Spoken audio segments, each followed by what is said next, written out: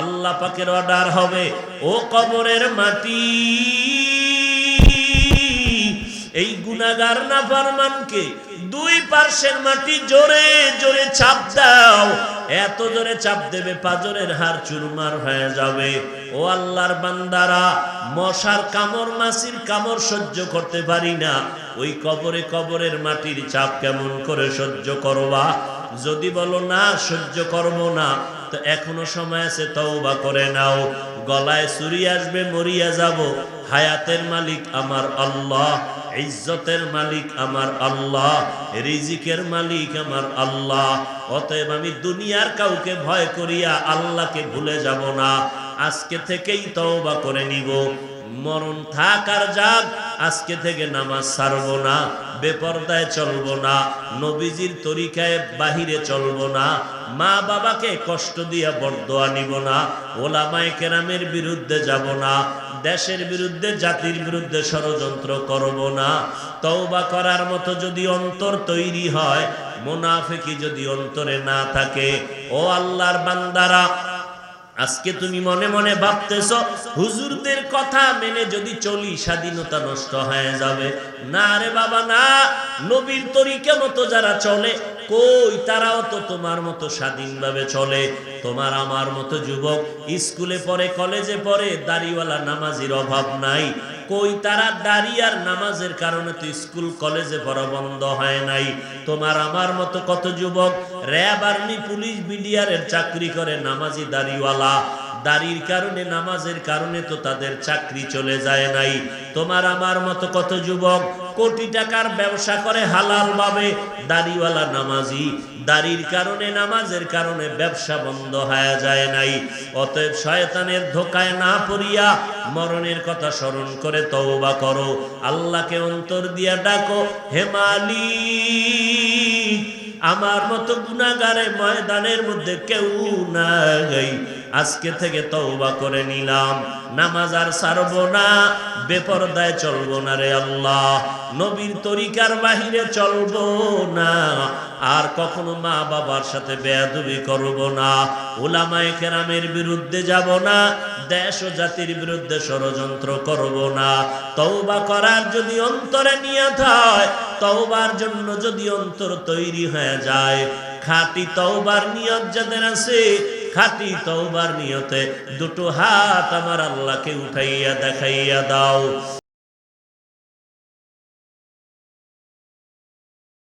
ওয়াইলুল লিকুল্লি হুমাযাতিল লুমাযা, আসেনি?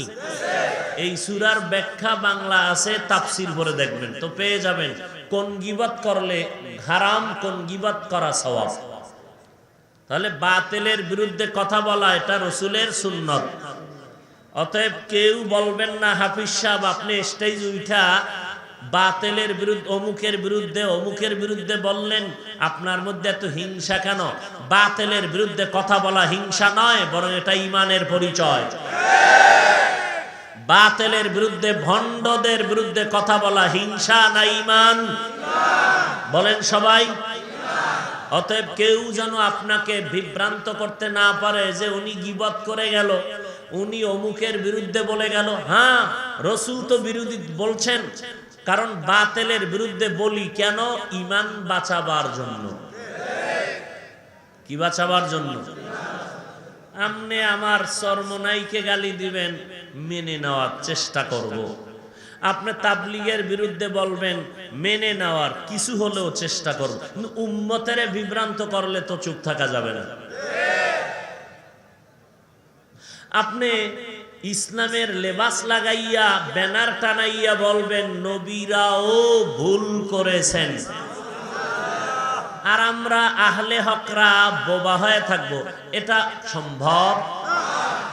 আপনি ইসলামের লেবাস লাগাইয়া ব্যানার টানাইয়া উম্মতের সামনে বসে বলবেন কোরআনের অর্থ না জানিয়া পড়লে লাভ নাই, এ কথা বললে তো আমরা আহলে হকরা চুপ থাকতে পারি না। কথা বুঝেন নাই? আপনি ওমরে ফারুক রাসূলের সাহাবীকে বলবেন বেদাতি, ভণ্ড, আমরা চুপ থাকতে পারি না। ইসলামের বেলায়, কোরআন হাদিসের বেলায় নবীজির বেলায় আল্লাহর বেলায় কিছু বললে বিন্দু থেকে বিন্দু ছাড় দেওয়ার কোনো সুযোগ। ফামান কানা ইয়ারজু লিকা রাব্বিহি ফালইআমাল আমালান সালিহা ওয়ালা ইউশরিক বিইবাদাতি রাব্বিহি আহাদা। আল্লাহ তাআলা বলেন, যারা অন্তর থেকে চাও রবের সাথে মোলাকাত করবা, সাক্ষাৎ করতে চাও, নবী জানায় দেন তাদের জন্য আমার কর্মসূচি, তারা যেন মুহাব্বত করে একনিষ্ঠতার সাথে নেক আমল করে। কি আমল? নেক আমল। বদ আমল যেন না করে। বদ আমল দুই প্রকার, ফাহশা আর মুনকার। ইন্নাস সালাতা তানহা আনিল ফাহশাই ওয়াল মুনকার ওয়ালা যিকরুল্লাহি আকবার। ফাহশাও বদআমল, মুনকারও বদআমল। ফাহশা এমন বদআমল যেগুলো বুঝার জন্য দলিলের প্রয়োজন হয় না, আর মুনকার এমন বদআমল যেগুলো সমাধানের জন্য দলিলের বিকল্প রাস্তা খুঁজে পাওয়া যায় না। বদআমল দুই প্রকার। ফাহশা যেমন বলেছিলাম মিথ্যা বলা, এটা বদআমল। গালি দেওয়াটাও বদআমল, এটা বুঝার জন্য কোনো দলিলের প্রয়োজন হয় না, এর নাম ফাহশা। মুনকার ও বদআমল এমন বদআমল যা বুঝার জন্য দলিলের প্রয়োজন, সমাধানের জন্য। যেমন বুঝে শুনে বলবেন, সিজদা করা এটা গুনাহ না সওয়াব? সবাই বলেন। খুব চিন্তা করে বলছেন। সিজদা করা এটা গুনাহ না সওয়াব? নেক আমল না বদআমল? সিজদাটা যদি গায়রুল্লাহরে দেয়, বটগাছেরে দেয়, মাজারে, কবরে দেয়, নেক আমল কি? বদআমল। কিন্তু যারা সিজদা দেয় পীরের পায়, যারা সিজদা দেয় মাজারে, এরা কি বদআমল মনে করে দেয়? আপনি যদি বলেন খবরদার এমন কাজটা করবি না, কপাল দিয়া আল্লাহ ছাড়া অন্যের কদমে মাথা নোয়াইয়া সিজদা করবা না, কপাল ঠেকাইস না, এটা বদআমল, এটা শিরিক, এটা হারাম। আপনাকে সে পাল্টা প্রশ্ন করবে, বাঙালি চালাক তো, পাল্টা প্রশ্ন করবে, হারাম কেন? জবাব দাও, দলিল দাও। আপনি বলবেন ইবাদতের জন্য আল্লাহ ছাড়া অন্য কাউকে সিজদা করা হারাম, বাস আপনি দলিল দিলেন। এবার সে কাউন্টার দিবে, এ ভাই তুমি যে দলিল দিয়েছো ইবাদতের জন্য আল্লাহ ছাড়া অন্যকে সিজদা দেওয়া হারাম, আমরা যে পীরের পায়ে সিজদা দেই, মাজারে দেই, কবরে দেই, বটগাছে দেই, এই সিজদা ইবাদতের জন্য দেই না, এটা দেই সম্মানের জন্য। কিসের জন্য? সম্মানের জন্য। আপনি বলবেন সম্মানের জন্য যে দেও, এর দলিল কি? আরে দলিল লাগলে নিবি, বাঙালির কাছে দলিলের অভাব আসেনি। এক নাম্বার দলিল নাও, আল্লাহ তাআলা আদমেরে বানাইয়া ফেরেশতাদেরকে বললেন উসজুদু লি আদম, এ ফেরেশতারা আদমের সম্মানের সিজদা করো, তাজিমি সিজদা করো। দলিল আরো লাগবে, কয় দে। দুই নাম্বার দলিল, ইউসুফ নবীর বাবা, ইউসুফ নবীর মা, তার ভাইয়েরা মিলিয়া মিশরের জমিনে গিয়া ইউসুফ নবীর কদমে গিয়া সিজদায় লুটাইয়া পড়লো। এটা ইবাদতের সিজদা না, এ সিজদা হলো সম্মানের সিজদা। অতএব আমরা মাজারের সিজদা দেই, এটা ইবাদতের জন্য দেই না, এটা দেই সম্মানের জন্য। আমার মতো মোল্লা হইলে তো এখানে বস, এহনের কেমনে আটকামু? এইটাও বদআমল। সমাধানের জন্য দলিল না দিলে সমাধান হবে না। এই বদআমলের নাম হলো মুনকার। আল্লাহ কয় নামাজ এমন একটা মেডিসিন, বান্দা নামাজ যখন ধরবি সব বদআমল থেকে নামাজ তোমাকে পবিত্র বানায় দিবে। কে পবিত্র বানাবে? মকুন সুস্তি নামাজে পাঞ্জে গানা ফাওয়াইলুল লিল মুসাল্লিন আল্লাযিনা মুমিনারা ইনামাজে ইমদাদ দা ইস্তাঈনু আয়াতে কুরআবা আয়াতে কদ আফলাহা রায়ুন গৌর কুন্দর মানি আজদল সাদিকুন। আল্লাহ তাআলা বলেন, যারা আমার সাথে মোলাকাত করতে চাও তোমাদের জন্য এক নাম্বার করণীয় হলো নেক আমল করো। তবে সাবধান, নেক আমল করতে গিয়া আমি আল্লাহর সাথে কোনো অংশীদার বানাইবা না, শিরিকের গন্ধ যেন না থাকে। কারণ আমি সব গুনাহগুলো চাইলেই ক্ষমা করে দিব, কিন্তু শিরিক যুক্ত গুনাহ সহসা আমি ক্ষমা করব না। ইন্নাল্লাহা লা ইয়াগফিরু আন ইউশরাকা বিহি ওয়া ইয়াগফিরু মা দুনা যালিকা লিমান ইয়াশা ওয়া মান ইউশরিক বিল্লাহ ফাকাদ ইফতারা ইসমান আযীমা ওয়া মান ইউশরিক বিল্লাহ ফাকাদ দাল্লা দালালাম বাঈদা ওয়া মান ইউশরিক বিল্লাহ ফাকাদ হাররামাল্লাহু আলাইহিল জান্নাহ। আল্লাহ বলেন, শিরিকের গুনাহ যারা করবা আমি কোরআনে স্পষ্ট বলে দিলাম তোমার উপরে জান্নাত আমি হারাম করে দিলাম। কারণ শিরিক যুক্ত আমল কিয়ামতের ময়দানে কোনো ওজন হবে না। ফালা নুকিমু লাহুম ইয়াউমাল কিয়ামাতি ওয়াজনা। নেক আমল করবা, এটা আবশ্যকীয়, করতেই হবে। তবে কি পরিমাণ আমল করবা? আমল লাগবে নি কি ভাই? আমল লাগবে নি? একের পিঠে শূন্য দিলে কত হবে? কি আর এক শূন্য দিলে কত? একের পিঠে শূন্য যত বাড়াও মান বাড়বে। কালেমার ইমানের যদি মান বাড়াইতে চাও আমল দিয়া মান বাড়াও। যেখানে ইমানের আওয়াজ সেখানে আমলের কথা। ওয়াল আসর ইন্নাল ইনসানা লাফি খুসর ইল্লাল্লাযীনা আমানু ওয়া আমিলুস সালিহাত। আল্লাহ বলেন, আসরের শপথ, সব মানুষগুলো জাহান্নামে যাবে, 4 গুণওয়ালা মানুষ জান্নাতে যাবে।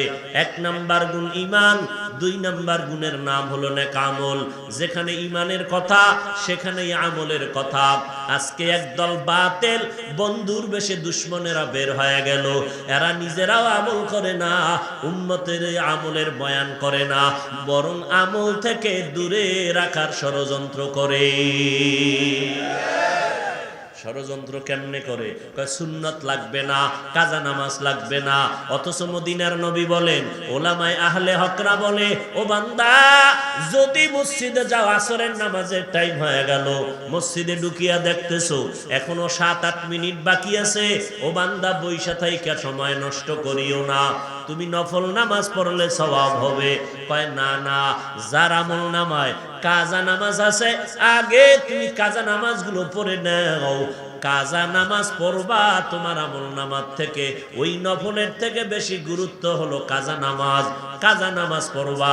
যারা বলে কাজা লাগে না, যারা বলে জুমার দিন জুমার আগে সুন্নত লাগে না, এই সমস্ত মানুষের কারণে উম্মতের আমল থেকে অনেক দূরে। অথচ আমার নবী, সাহাবায়ে কেরাম বলেন বলেন আপনারা এই ছাইরে দেব, কিন্তু হাত দুইটা উপরে উঠাইলে সব শেষ, কানলেও আর হাত নামবে না। অতএব এদিকে তাকান, খেয়াল করেন। সাহাবায়ে কেরামের মতো এলেমওয়ালা, আমলওয়ালা, তাকওয়াওয়ালা, ইখলাসওয়ালা, বড় এলেমওয়ালা, বড় মুফাসসির, বড় মুহাদ্দিস, বড় মুফতি সাহেব সাহাবায়ে কেরামদের থেকে আছে? আসবে? এই সাহাবায়ে কেরামরা কত দামি। 10 জন সাহাবা জান্নাতের টিকিট পেয়েছেন দুনিয়ার ভেতরে জিন্দা হালাতে। আজকে কথাটা নতুন শুনলেন? এই কথা বলেন। এই সাউন্ড কিল্লিগে যে কমায় আল্লাহই ভালো জানে। হায় হায় হায় হায়, যুবকদেরকে বারবার বলতেছি, ও যুবক ভাইরা, দুনিয়াতে আসছি একা, যাব নেতা টেতা কেউ যাবে? মুরব্বি টুরব্বি যাবে? পীর সাহেবরা যাবে? আমার জন্য একটু সুপারিশ করবে? আরে আমার সুপারিশ করবে কচু, তার উপায় কি গ্যারান্টি আছে? পিসাবের উপায় কি হবে গ্যারান্টি আছে? তাহলে আমি কেমনে মনে করি পীর আমাকে তরাইয়া নিবে?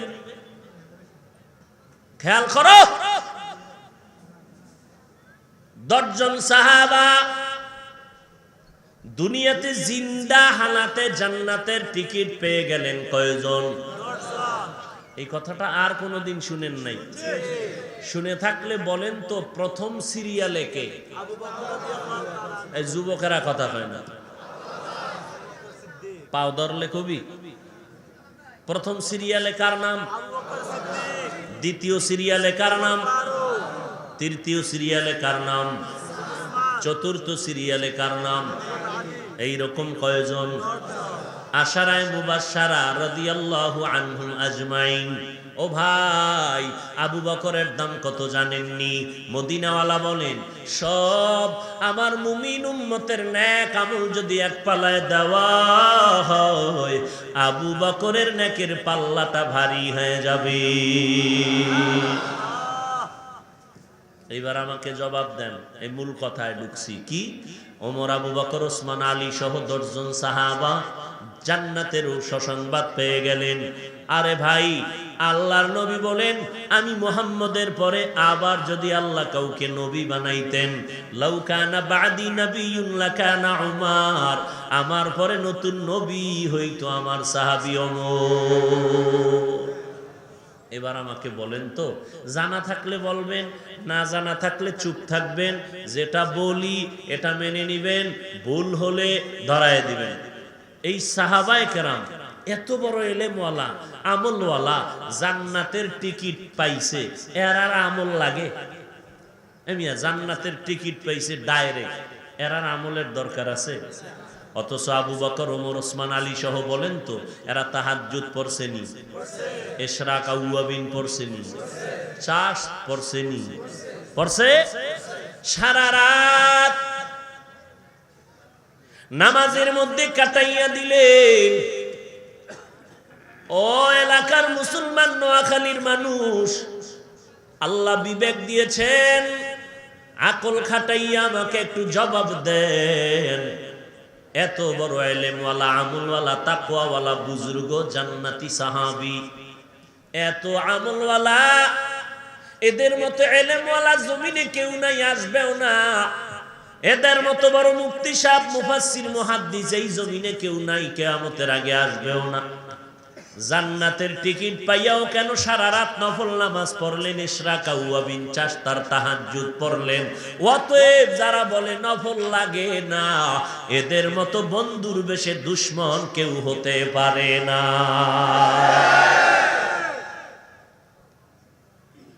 ভাই, আপনি নামাজ পড়েন না সেটা ভিন্ন কথা, আপনি দাড়ি রাখতে পারেন না ভিন্ন কথা, কিন্তু একজনে দাড়ির বিরুদ্ধে ওয়াজ করবে, এটা তো মেনে নেওয়া যায় না।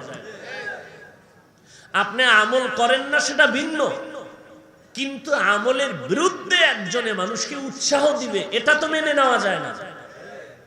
আমি তাহাজ্জুদ পড়ি না, একজনে তাহাজ্জুদের জন্য মানুষকে বয়ান দিবে রাসূলের হাদিস দ্বারা, এইটাকে অস্বীকার করার তো কোনো সুযোগ নাই। কি অবস্থা আমাদের! নিজেও করি না, অন্যেরা করবে তাও পছন্দ করি না, নিজেও কান্না করি না, কেউ কান্না করলে তাও পছন্দ করি না। কপাল কিভাবে পুড়ে ফেললাম খবর নেই। আল্লাহ তাআলা বলেন, নেক আমল করো। যেখানে ঈমানের কথা সেখানে আমলের কথা।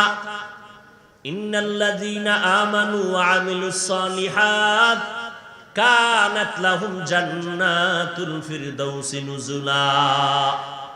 যেখানে ঈমান সেখানে আমল। ওয়াত্তিনি ওয়াজ-যাইতুন ওয়া তুরি সিনিন ওয়া হাযাল বালাদিল আমিন লাকাদ খালাকনাল ইনসানা ফি আহসানি তাকওয়িম সুম্মা রাদাদনাহু আসফালা সাফিলিন ইল্লাল্লাযীনা আমানু ওয়া আমিলুস সালিহাত। যেখানে ঈমানের কথা সেখানে আমলের কথা। বদ আমল নাকি নেক আমল? নেক আমল করো। এবার মদিনার নবী বলেন আমল কি পরিমাণ করবা?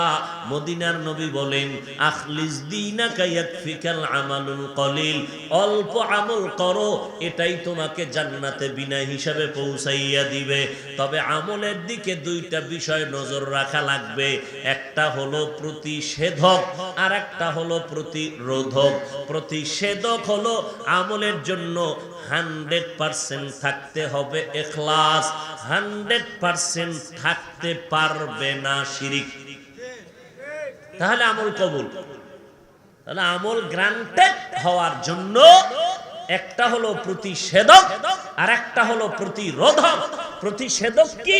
100% ইখলাস, প্রতিরোধক 100% শিরিক। ইখলাস থাকতে হবে 100, শিরিক থাকতে পারবে না 100। শিরিক থাকলেই আমল ভেজাল, ইখলাস না থাকলে আমল ভেজাল। ইখলাস বড় কঠিন জিনিস। ইখলাস এটা কাকে বলে?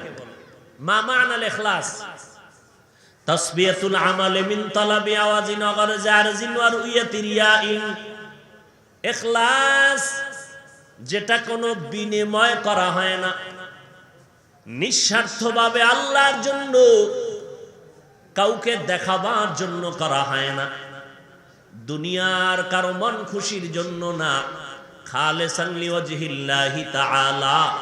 আমি যা করব যা বলবো সব হবে আমার আল্লাহর সন্তুষ্টির জন্য। ইন্না সালাতি ওয়া নুসুকি ওয়া মাহইয়ায়া ওয়া মামাতি লিল্লাহ ওয়া মামাতি লিল্লাহি রাব্বিল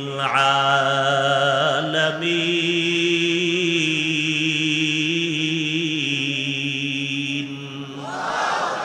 রঙ্গে তাকওয়া রঙ্গে সিদ্দিক রঙ্গে দিতা আবদ বাকি বুয়াদ বার আবেদি। উঠা বসা করলেন, মোনাজাত দিয়ে দেব। কষ্ট করে আসছি, মূল্যায়ন করবেন না কষ্টের।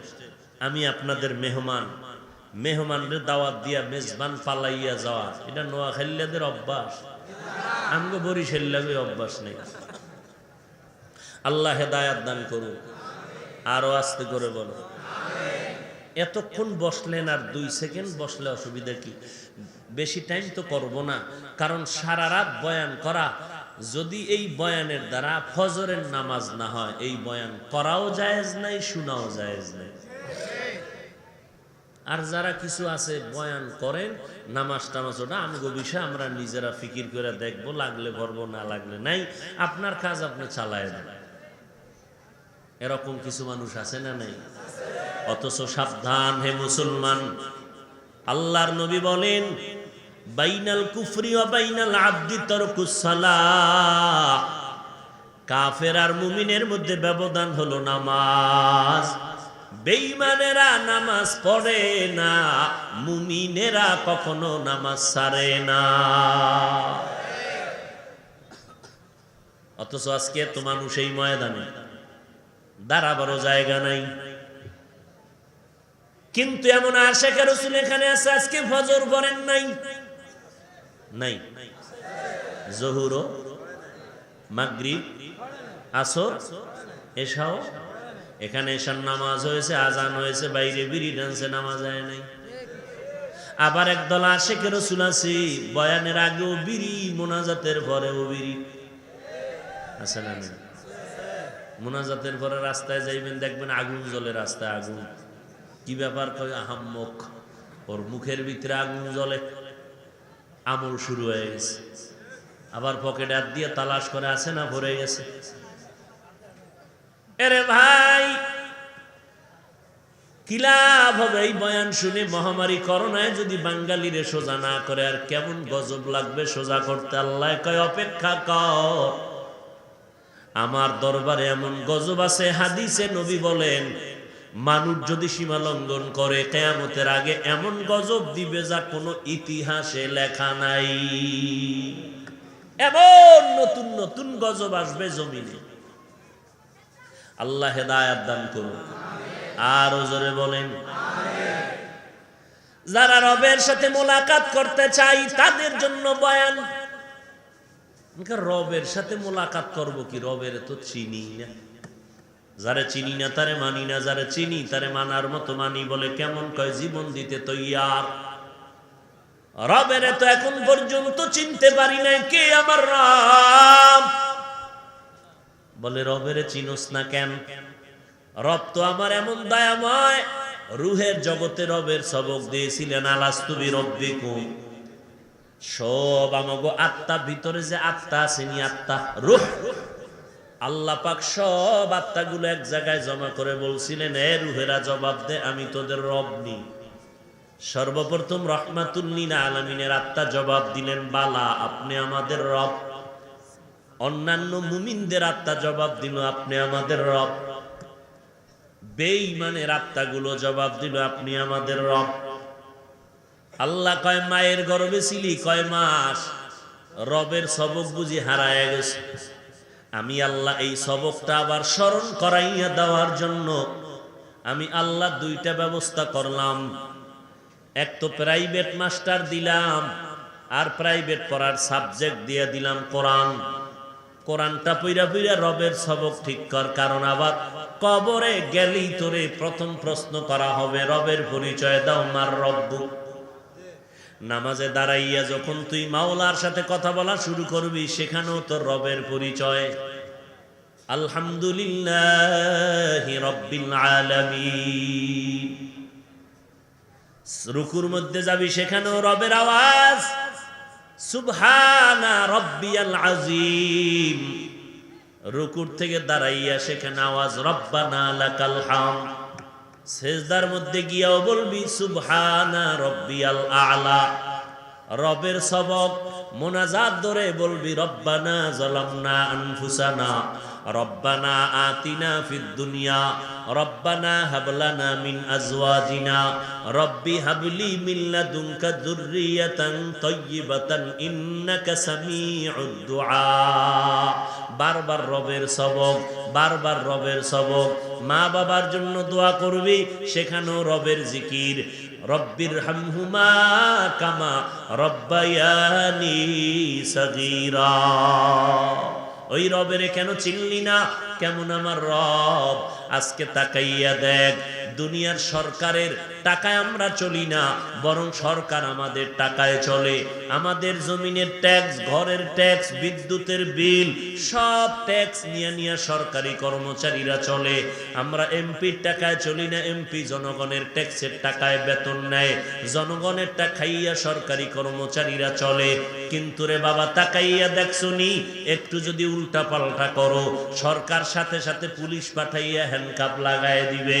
তাড়াতাড়ি জেলখানায় ঢুইকা যা, তদন্ত পরে হবে। আগে মাইর খাইয়া ওখানে শুয়ে থাক, হসপিটালে গিয়া তদন্ত করা হবে মাইরের হালাতটা কেমন। আল্লাহ পাক বলেন, দেখ আমি আল্লাহ তোর কেমন রব। আমি আল্লাহ তোর জন্য আসমান বানাইলাম, আমি আল্লাহ তোমার জন্য জমিনটা বানায় দিলাম, আমি আল্লাহ সূর্যের আলোর ব্যবস্থা করলাম। তোমার পানি দরকার, টাকা দিয়ে পানি কিনতে পারবা না, আমি আল্লাহ সবার জন্য পানিটা ফ্রি করে দিলাম। আমার আলো তুমি বিল দিয়া নিতে পারবা না, আমি তোমার জন্য সূর্যের আলো ফ্রি করে দিলাম। তুমি বান্দা বাতাস দরকার, না হয় বাঁচবা না, আমি আল্লাহ বাতাসটা ফ্রি করে দিলাম। আমি আল্লাহ চাঁদের আলো রাতের বেলা ফ্রি করে দিলাম। আমি আল্লাহ চলার মতো রাস্তা ফ্রি করে দিলাম। আমি আল্লাহ গাছের ফল ফ্রি করে দিলাম। আমি আল্লাহ নদীর মাছ তোমার জন্য ফ্রি করে দিলাম। আমি আল্লাহ জমিনের পশু পাখির গোশত হালাল ভাবে ফ্রি করে দিলাম। ও বান্দা, আমি কেমন রব? আমার এতগুলো খাইয়া তুই একবারও আলহামদুলিল্লাহ বলো নাই, বরং আল্লাহর বিরুদ্ধে গান গাও, আমার কোরআনের বিরোধিতা করো, আমার কোরআনওয়ালা আলেমের লিস্টি কইরা আলেমের বিরুদ্ধে গান গাও। আমি আল্লাহ রাগ করিয়া একটা সেকেন্ডের জন্য রাগ করে পানিও বন্ধ করি নাই, বাতাস বন্ধ করি নাই, সূর্যের আলো বন্ধ করি নাই, চাঁদের আলো বন্ধ করি নাই। আমি আল্লাহ মোহাব্বত কইরা তোরে লালন পালন করতেছি। আমি আল্লাহ সব দিয়া দিলাম, ও বান্দা খা। আমি আল্লাহ রাগ না করিয়া তোরে আবার মায়া কইরা ডাকতেছি। ওয়া ইজা সাআলাকা ইবাদি আন্নি ফা ইন্নী করিব উজিবু দাওয়াতাদ দাঈ ইযা দাআন ফালইস্তাজিবু লি ওয়ালইউমিনু বি লাআল্লাহুম ইয়ারশুদুন।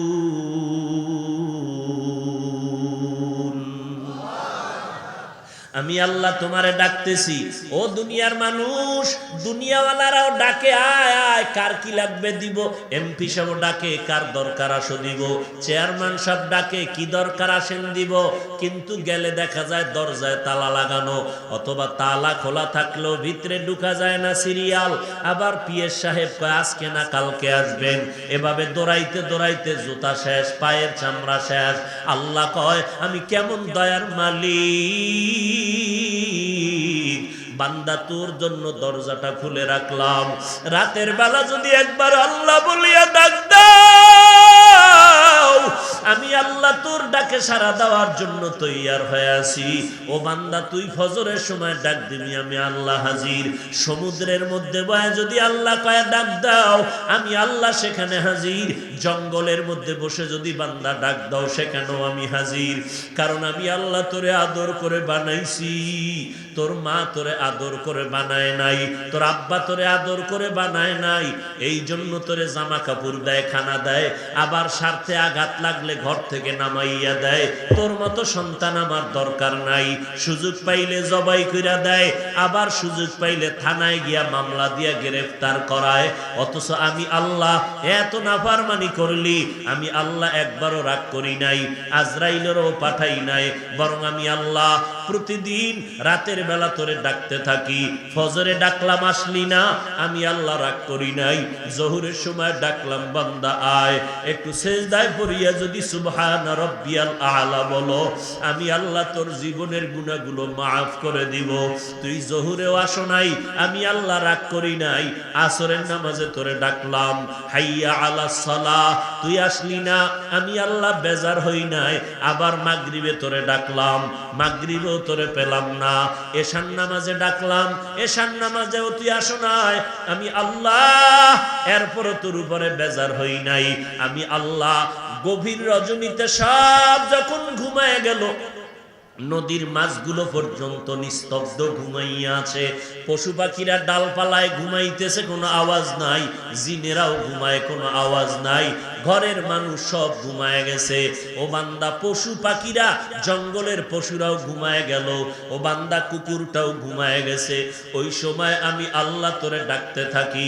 কারণ আমি আল্লাহ কেমন, লা তাখুযুহু সিনাতুন ওয়ালা নাওম, আমি আল্লাহর কোনো ঝিমানিও নাই, তন্দ্রাও নাই, ঘুমও নাই। আমি আল্লাহ ওই সময় রাস্তাটা ক্লিয়ার। ও বান্দা সব ঘুমায় গেছে, তুই একটু উঠা ডাক দে, সুন্দর করে ওযুটা বানাইয়া এরপরে নীরব জায়গায় গিয়া যায় নামাজে গিয়া একটা সেজদা দিয়া যদি ডাক দাও, ও আহকামুল হাকিমিন, আমার মতো গুনাহগার এই জমিনের মধ্যে কেউ নাই। আমার গুনার খবর আমার মা জানে না, আমার ভাই জানে না, আমার স্ত্রী, আমার সন্তানেরা জানে না। রে আল্লাহ, আমি এই মোবাইলটা চালাইয়া গুনাহ করে করে আমার হাত দুইটা নাপাক করে ফেলেছি। মোবাইলের গুনার কারণে আমার জিহ্বা নাপাক, আমার অন্তর নাপাক, আমার চোখ দুইটা নাপাক, আমার পাও দুইটা নাপাক। এই গুনার খবর আমার স্ত্রী যদি জানতো, আমাকে আর সম্মান করতো না। আমার সন্তান যদি জানতো, সম্মান করে আমাকে আব্বা বলে ডাকতো না। ও আল্লাহ, এই রাতের গভীরে কেউ দেখে না, আপনি তো দেখতেছেন। আমি আপনার দরজায় তওবার জন্য রেডি হয়ে গেলাম। এক আল্লাহর বান্দা, বয়স অনেক বুড়া হয়ে গেল। এই বুড়া হইতে হইতে জীবনের সব কাজ করলো, সব অকাজ, অন্যায় অন্যায়। এমন কোনো অন্যায় নাই বুড়া মানুষটা করে নাই। জীবনের প্রত্যেকটা মুহূর্তে শুধু অন্যায়। কত মায়ের সামনে সন্তানের জবাই করেছে, কত মানুষের সম্পদ চুরি ডাকাতি করেছে। এক পর্যায়ে চিন্তা ভাবনা এসে গেল, আমি বুড়া হয়ে গেলাম, দুর্বল দুর্বল ভাব। এক সময় তো আমার মরণের বিছানায় যেতে হবে।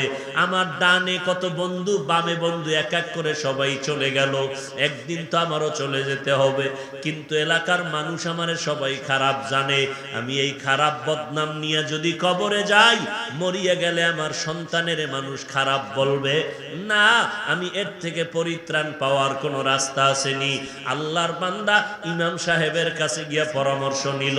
ইমাম সাহেব ডাক দিয়া কয়, মাওলার দরবারে তওবার দরজা খোলা। তুমি গভীর রাত্রে উঠিয়া মাওলার কাছে সিজদায় পড়ে কান্না করো, আমার আল্লাহ তোমার গুনাহগুলো মাফ করে দিবে। ইমাম সাহেবের পরামর্শ নিয়া ওই বৃদ্ধ মানুষটা রাতের গভীরে ঘুমায় না। স্ত্রী কয়, কেন ঘুমাও না? বলে, আজকে আমার একটু কাজ আছে, তুমি ঘুমায় যাও। স্ত্রী ঘুমায় গেল, সন্তানেরা ঘুমায়।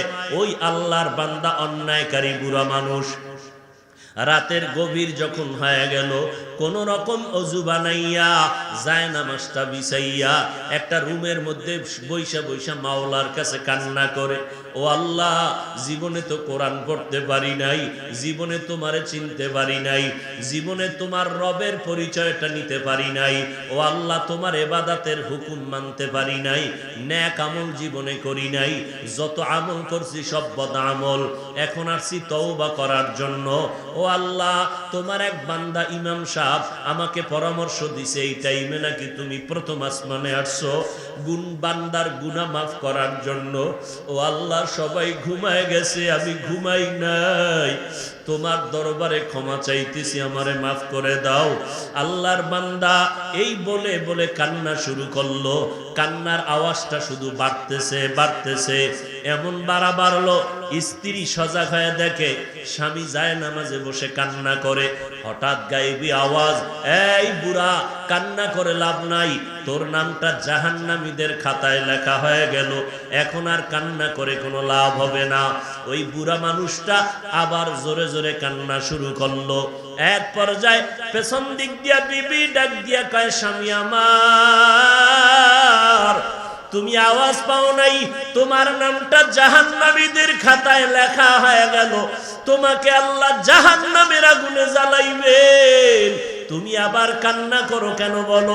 এবার আল্লাহর বান্দা বুড়া মানুষ গুনাহগার কান্না করে ডেকে বলে, ও বিবি, বলো, কান্না বন্ধ করে কোথায় যাব? নতুন কোন দরওয়াজা আছে নাকি নাজাত পাওয়ার মতো?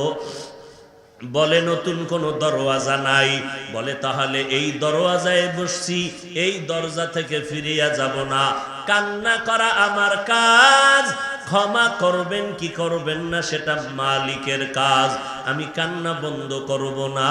এই বলিয়া বান্দা আবার যখন কান্না শুরু করলেন, ইয়া আল্লাহ, তুমি আমারে মাফ করে দাও, আমার গুনাহ মাফ করে দাও, আমি আর জীবনে গুনাহ করব না, অন্যায় করব না, নবীর তরিকার বাহিরে চলব না, মা বাবার সাথে বেয়াদবি করব না, নবীর সুন্নতের জবাই করব না, মানুষের উপরে জুলুম করব না, আল্লাহ তুমি মাফ করে দাও। লোকটা হাউমাউ করে যখন গভীর রজনীতে কান্না করে, হঠাৎ আবার নতুন করে গাইবি আওয়াজ, ও বান্দা, কান্না বন্ধ করে দাও, তোমার নামটা এখন জান্নাতীদের খাতায় লেখা হয়ে গেল। এর এলাকার মুসলমান যুবক, ও পর্দার আড়ালের আম্মা জানেরা, ও বৃদ্ধ বাবাজি, কয়দিন আর দুনিয়ার রং তামাশা। এই জীবনে অল্প বয়সে কত যুবকের লাশ কবরে রাখলাম, কত যুবকের দাফন কাফন করলাম, কত জানাজার নামাজ পড়াইলাম, এমন একটা দিন নাই যে মরণের খবর নাই। ও বান্দা, কয়দিন আর বাঁচবা? এই মহামারী করোনায় কত মরণের খবর আর খবর। ওই অন্ধকার কবরে যেদিন ডাক আসবে, দুই ফোঁটা চোখের পানি ছেড়ে দেখো, একটু চোখ দুইটা বন্ধ করে একটা মিনিট ভাবো, আজকে আমার ডানে বামে কত বন্ধু, কত ছেলে সন্তান, টাকা পয়সা, বাড়ি গাড়ি, বিপদের খবর পাইলে সবাই দৌড়ায়, কিন্তু চোখটা বন্ধ করে এক মিনিট যদি ভাবিয়া দেখো রে বাবা, এখনই যদি আমার মরণটা হয়ে যায়, আমার আপন সন্তানের আমার গায়ের গেঞ্জিটা বেলেট দিয়া কেটে কেটে রেখে দিবে। ওই বাজার থেকে 3টা দুর্বল সাদা কাপড় নিয়ে আসবে, আমারে গরম পানি দিয়ে গোসল করাইয়া এরপরে বাঁশবাগানে কবরের মধ্যে নিয়ে যাবে জানাজা পড়াইয়া। ওই কবরে যখন আমাকে রাখবে, আমি আলেম না মূর্খ, ধনী না গরিব, কাফনে লেখা নাই। ওই কবরে যাওয়ার পর আমার সঙ্গে যাবে না, আমার মা, আমার বাবা, আমার ভাই, আমার বোন, এত বন্ধুরা কই? এখন তো সব আমারে বাঁশবাগানে রাইখা সবাই চলে গেল। ওই কবরে এখন 2জন ফেরেশতা কবরে আসবে প্রশ্ন করার জন্য। 3টা প্রশ্ন আমাকেও করবে, আপনাদেরও করবে। 1, রবের পরিচয় দাও। 2 নাম্বার, ধর্মের পরিচয় দাও। 3 নাম্বারে রহমাতুল লিল আলামিনের পরিচয় দাও। তুমি কয় টাকার মালিক, মাওলানা না মুফতি সাহেব, ডাক্তার না রোগী, তাও জিজ্ঞাসা করবে না। এই 3টা প্রশ্ন সবার বেলায় রেডি। নবী বলেন, যারা জবাব দিতে পারবে তাদের কবর হবে রওজাতুম মির রিয়াজিল জান্নাহ, আর যারা জবাব দিতে পারবে না তাদের কবর হবে হুফরাতুম মিন হুফারিন নার। জবাব দিতে কারা পারবে? আমরা বক্তা পারবো, গ্যারান্টি নাই। টুপিওয়ালা পারবো, গ্যারান্টি নাই। ওরে গ্যারান্টি যদি থাকতো, আমলওয়ালা সাহাবায়ে কেরাম কেন মরণ পর্যন্ত কান্না করলেন?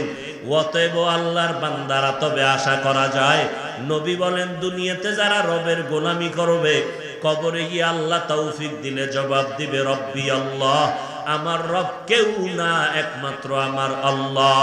দুনিয়াতে যারা ইসলাম মেনে চলবে, কবরে গিয়া জবাব দিবি দীনুল ইসলাম, আমার ধর্মের নাম ইসলাম। দুনিয়াতে যারা নবীর সুন্নাত অনুযায়ী চলবে, কবরে গিয়া নবীকে দেখা মাত্র চিনে ফেলবে। আল্লাহ গায়বী আওয়াজ দিয়া বলবেন, ও ফেরেশতা, আমার বান্দাকে আর বিরক্ত না করিয়া এখনই কবরে বেহেশতের বিছানাটা দিয়া দাও, জান্নাতের সাথে রাস্তা খুলে দাও। 3.5 হাত কবর বড় বালাখানা বানাও, আমার বান্দা এখন আরামে ঘুমাবে, কিয়ামত পর্যন্ত কেউ ডিস্টার্ব করবে না। পক্ষান্তরে নবী বলেন, যারা রবের গোলামি করবে না, ইসলাম মানবে না, নবীর সুন্নতের আমল করবে না, এরা কবরে যাওয়ার পরে 3টা প্রশ্ন যখন হবে, তখন এই নাফরমান বেনামাজি গুনাহগারেরা বলবে, হা হা লা আদরি, আফসুস আফসুস, আমি কিছুই জানি না। আল্লাহ রাগান্বিত হইয়া সাথে সাথে আওয়াজ দিয়ে বলবেন, ও ফেরেশতা, এই নাফরমানের আর কোনো সুযোগ দিও না। আমি আল্লাহ দুনিয়াতে কম সুযোগ দেই নাই। আমার দেওয়া পানি বাতাস, আমার দেওয়া সূর্যের আলো চাঁদের আলো ভোগ করলো, আমার দেওয়া নদীর মাছ গাছের ফল জমিনের ফসল খাইয়া এই নিমক হারাম একবারও আলহামদুলিল্লাহ বলে নাই। ওলামায়ে কেরাম পায়ে ধরে ধরে নামাজের দাওয়াত দিত। আজান শুনিয়া বান্দা মসজিদে যায় নাই, এখন আর সুযোগ দিও না, এখনই কবরে জাহান্নামের বিছানাটা দিয়া দাও, কবরের সাথে জাহান্নামের সাথে রাস্তা বানাইয়া দাও। একটা না, 2টা না, 70 থেকে 99টা সাপ কবর এসে ভরে যাবে। আল্লাহ পাকের অর্ডার হবে, ও কবরের মাটি, এই গুনাহগার নাফরমানকে 2 পার্শ্বের মাটি জোরে জোরে চাপ দাও। এত জোরে চাপ দেবে পাজরের হাড় চুরমার হয়ে যাবে। ও আল্লাহর বান্দারা, মশার কামড়, মাছির কামড় সহ্য করতে পারি না, ওই কবরে কবরের মাটির চাপ কেমন করে সহ্য করবা? যদি বলো না সহ্য করব না, তো এখনো সময় আছে, তওবা করে নাও। গলায় ছুরি আসবে, মরিয়া যাব, হায়াতের মালিক আমার আল্লাহ, ইজ্জতের মালিক আমার আল্লাহ, রিজিকের মালিক আমার আল্লাহ। অতএব আমি দুনিয়ার কাউকে ভয় করিয়া আল্লাহকে ভুলে যাব না। আজকে থেকেই তওবা করে নিব। মরণ থাক আর যাক, আজকে থেকে নামাজ ছাড়বো না, বেপরদায় চলবো না, নবীজির তরিকায় বাহিরে চলবো না, মা বাবাকে কষ্ট দিয়া বরদোয়া নিব না, ওলামায়ে কেরামের বিরুদ্ধে যাব না, দেশের বিরুদ্ধে জাতির বিরুদ্ধে ষড়যন্ত্র করব না। তওবা করার মতো যদি অন্তর তৈরি হয়, মুনাফিকি যদি অন্তরে না থাকে, ও আল্লাহর বান্দারা, আজকে তুমি মনে মনে ভাবতেছো হুজুরদের কথা মেনে যদি চলি স্বাধীনতা নষ্ট হয়ে যাবে। না রে বাবা না, নবীর তরিকা মতো যারা চলে কই তারাও তো তোমার মতো স্বাধীনভাবে চলে। তোমার আমার মতো যুবক স্কুলে পড়ে, কলেজে পড়ে, দাড়িওয়ালা নামাজির অভাব নাই। কই তারা দাড়ি আর নামাজের কারণে তো স্কুল কলেজে পড়া বন্ধ হয় নাই। তোমার আমার মতো কত যুবক র্যাব, আর্মি, পুলিশ, বিডিআরের চাকরি করে, নামাজি দাড়িওয়ালা। দাড়ির কারণে, নামাজের কারণে তো তাদের চাকরি চলে যায় নাই। তোমার আমার মতো কত যুবক কোটি টাকার ব্যবসা করে হালাল ভাবে, দাড়িওয়ালা নামাজি, দাড়ির কারণে, নামাজের কারণে ব্যবসা বন্ধ হয়ে যায় নাই। অতএব শয়তানের ধোকায় না পড়িয়া মরণের কথা স্মরণ করে তওবা করো, আল্লাহকে অন্তর দিয়া ডাকো, হে মালিক আমার মতো গুনাহগারে ময়দানের মধ্যে কেউ নাই, আজকে থেকে তওবা করে নিলাম, নামাজ আর ছাড়বো না, বেপরদায় চলবো না রে আল্লাহ, নবীর তরিকার বাহিরে চলবো না, আর কখনো মা বাবার সাথে বেয়াদবি করব না, উলামায়ে কেরামের বিরুদ্ধে যাব না, দেশ ও জাতির বিরুদ্ধে ষড়যন্ত্র করব না। তওবা করার যদি অন্তরে নিয়ত হয়, তওবার জন্য যদি অন্তর তৈরি হয়ে যায়, খাঁটি তওবার নিয়ত যাদের আছে, খাঁটি তওবার নিয়তে দুটো হাত আমার আল্লাহকে উঠাইয়া দেখাইয়া দাও। ও দয়ার মালিক, আমরা যারা তওবার নিয়তে হাত তুলেছি আমাদের হাতগুলো কবুল করে নেন, তওবা কবুল করে নেন, তওবার উপরে মজবুত হইয়া চলার মতো তৌফিক দান করেন, আমিন।